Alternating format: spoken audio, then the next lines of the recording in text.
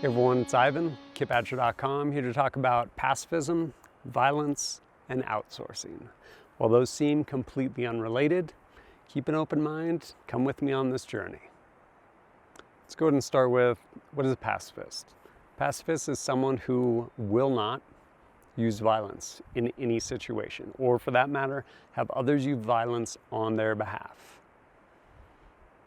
Are there pacifists out there? Honestly, I'm pretty doubtful. Reason being is, as a human race, as a species, we're pretty hardwired for survival. And at a certain point, whether it's a pain threshold or the fact that you're seeing a loved one being brutally raped and murdered, you will probably at some point decide to act.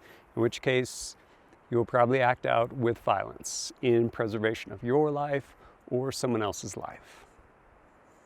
If we're being real, in the circle of trust, self-reflection, you're probably not a pacifist. And that is okay. It is okay. It is okay to be selfish and be like, you know what? I would like to survive this violent encounter. I don't want this to happen to me. And I'm willing to either do something myself or have someone do something on my behalf to make it stop. That's not selfish. That's a good thing. Survival instinct. So, probably not a pacifist. Here comes a potentially hard pill to swallow. It means you're okay with violence. That's it. I'm not saying bedlam, mayhem, gratuitous violence for the sake of violence. No, I'm saying recognizing the fact that you're okay with violence to the end of preserving your life or maybe the life of a loved one. That's it. You're okay with violence. It sounds really weird, especially in the society we live in, the day and age we live in, and violence being this bad thing. Yeah, it is absolutely and should ideally be the very last resort. But when violence is the answer, it's literally the only answer at that point in time. And recognizing within yourself that, yes, I'm okay with violence. Say it out loud. It might feel really awkward and uncomfortable, but yeah, I'm okay with violence for the preservation of my life as well as that of my family. It might be a big hurdle, but it's one you need to get over. You know what? I take that back. I retract that last statement. It isn't something you need to get over. It's something I think maybe people should get over, but everyone's on their own journey. And at the end of the day, you do you. Ideally, kind of check yourself as in, why am I doing this? Such as, why am I okay recognizing that I'm okay with violence in protection of my life and others' lives? Well, because I looked at it. I looked at it objectively. Hey, we don't want people to get killed. That's pretty normal. I'm on board with that. Someone going to kill a small child, if they get killed in the process of stopping them from killing a small child, most of us are okay with that. Most of us would not stand by and watch that happen and be like, I don't really like killing, so I'm gonna let you kill that small child rather than intervene because I don't want you to get killed, obviously. No, that's not a thing. Recognize violence or not, but it's there, and most people, if we're being honest with ourselves, we are okay with it within a certain constraint. Again, not crazy madness, but protection of life. Hopefully you're still with me. Hopefully I haven't lost you. We're to the last part. We get to outsourcing. So how does that come into play? Well, if you are still having a hard time recognizing you're okay with violence, think about this. Think about someone breaking into your house and your child, your loved one, is being forcibly raped and or stabbed at the same time. Bad situation, right? So, probably going to call the police if you're not dealing with that yourself. But since you said you weren't really okay with violence, you're probably going to call the police. So the police are going to come. They're coming to do violence on your behalf.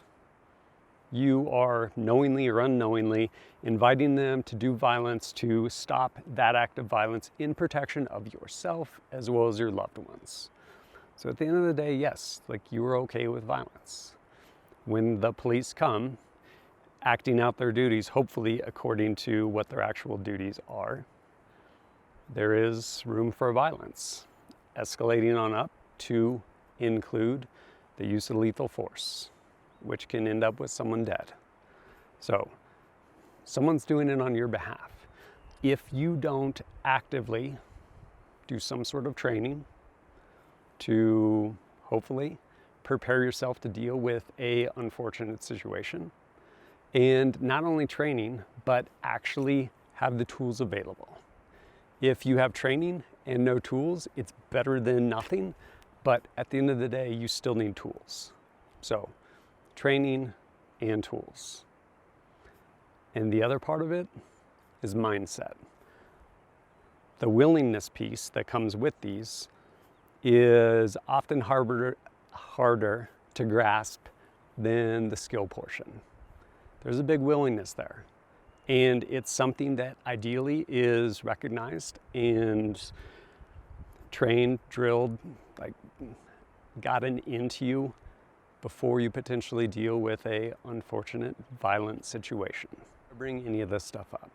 One, hopefully it'll get through to some of you. And two, I love freedom.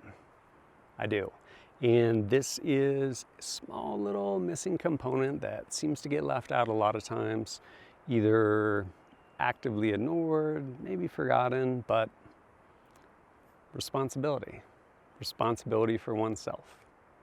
Who's responsible for your safety and well-being? Are you going to completely outsource that? I was a police officer for a while.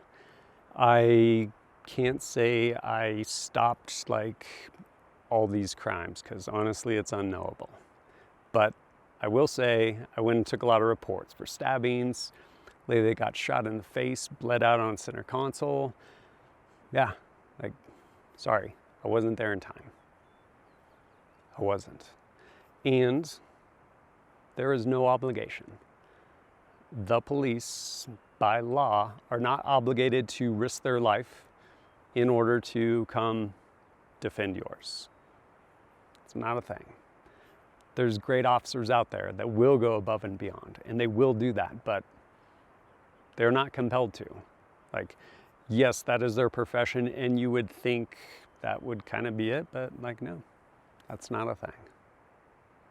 I'm gonna go ahead, caveat everything I've said up to this point quickly with the reason humanity, society is where it is, like technologically and stuff like that, is because we've been able to have standing armies and professional police force. It has allowed people to go and specialize in things. So rather than, hey, we need to go fight this war, like call up all the farmers, or maybe today all the baristas, no, that doesn't really happen. So the baristas don't have to go train like every weekend to go potentially fight in a war. Thanks, National Guard. But for reals, we don't have that, largely. I think that's a good thing. It allows us to move forward. But I think it's taken a little bit also. And personally, I think there's a fundamental level of self-responsibility with respect to one's safety and well-being. What if I don't have time for that? We're also at an age with technology and everything else that there are so many resources, whether it's online resources, remote coaching from different trainers. There's a ton of incredible instructors that travel all across the country. Yeah, I get it. It's an investment. I will say it is, but I don't know, like, so is life insurance, like, so is car insurance. It's your safety and well-being. Like, yes, invest in yourself. And honestly, a lot of those courses are a lot of fun. But what it comes down to at the end of the day is that training, we have tools, and we have willingness.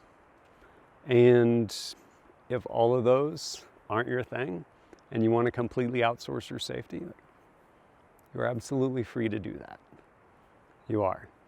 I personally would encourage you to take responsibility of your safety, at least on some level.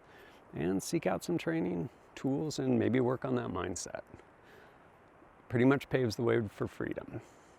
It does. But I appreciate you if you've made it this far, and I will leave you with something to just think about. And it's basically been borrowed from Sayok, and I've heard it through Bill Rapier, and to paraphrase, and I will put it as a question: what if there are no victims, there are only volunteers? And with that, as always, thank you for joining us at kidbadger.com. Look forward to seeing you next time.